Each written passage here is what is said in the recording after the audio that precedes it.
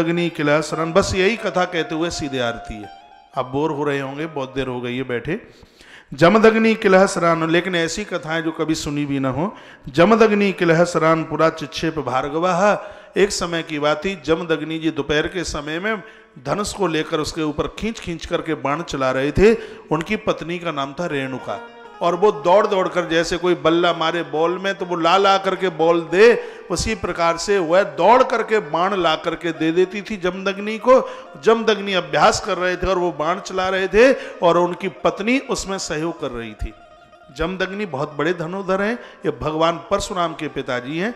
एक समय की बात ही, दोपहर के समय वो अभ्यास कर रहे थे और अपने धनुष के ऊपर बार बार वो बाण छोड़ रहे हैं। जमदग्नि कलहसरान पुराक्षेप भारवा तान चिप्तान रेणुका तस् भानोज्वलस्य तेजसा। उनकी पत्नी का नाम है रेणुका। धूप बहुत ज्यादा भारी थी और वो पसीने में इतना पसीना गिरा कि वो बाण लाते लाते थक गई बहुत जोर से, तो एक पेड़ के नीचे बैठ गई। और ये इधर थोड़ा देर हो गई और वो जब ना आई तो इन्होंने कहा, क्यों रेणुके इतनी देर कैसे लगी?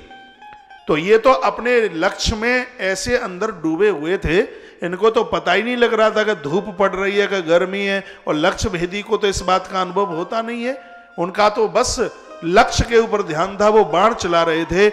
लेकिन जो रेणुका बाण ला करके दे रही थी, वो कहती है, नाथ मुझे इसलिए देरी हो गई है कि सूर्य देवता तपन ज्यादा दे रहे हैं, देह में पसीना आ गया और गर्मी झेल नहीं रही। और जितना ये कहा कि सूर्य ने इतनी तपन छोड़ दी है कि गर्मी झेल नहीं रही, और इतने में तो इतने क्रोधित हो गए महात्मा जमदग्नि का, रेणुका तो यहीं रहना, अभी मैं सूर्य को बता के आता हूं। सो शरीर सहित सूर्य नारायण के पास पहुंच गए। ये कथा साम्य पुराण में, शरीर सहित धनुष बाण लेकर के और ये सीधे सूर्य के पास पहुंचे। सूर्यदेव ने महात्मा जमदग्नि को वंदन किया, प्रणाम किया और कहा, हे महात्मन, आपका यहां आगमन किस प्रकार से हुआ? तो उनकी आंखें लाल थीं। कहा कि तुमने इतनी गर्मी बरसाई कि पत्थर बिल्कुल लाल लाल हो गए हैं, मेरी पत्नी के पांव जलने लगे हैं, देह से पसीना, तुमने इतना तपन और इतनी प्यास, इतनी का पानी सुखा दिया है तुमने, और मैं नहीं छोड़ता तुम्हें। इतना क्रोध महात्मा ने किया। उस समय सूर्य नारायण ने उनकी स्तुति की। सूर्य नारायण कहते हैं कि सुनो, मैं तो कभी किसी का बुरा नहीं करता। सर्व ही वेश विप्रत्वम बदेता कीर्तितम मया। हे ब्राह्मण देवता, आप कीर्तिमान हैं, आप तपस्वी हैं, आपके तो इस क्रोध को स्वयं भगवान महादेव नहीं झेल सकते।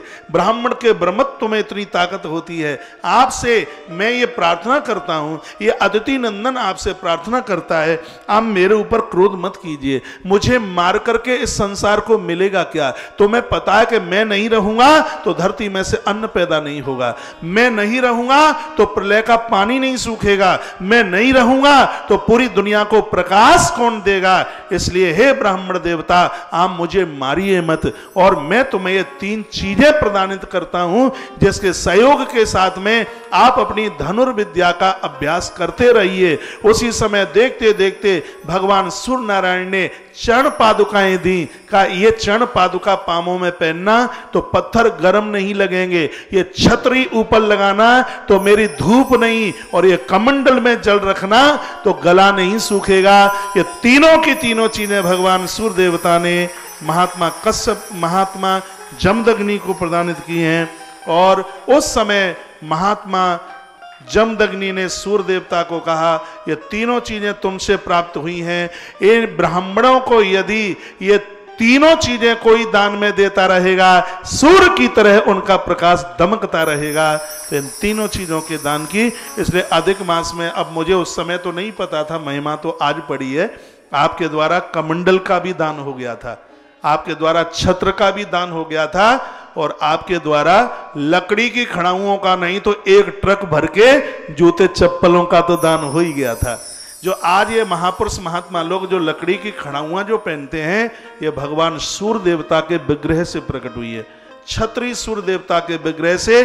और महात्मा जिस कमंडल को अपने पास रखते हैं, यह भी भगवान सूर्य नारायण के विग्रह से प्रकट हुआ।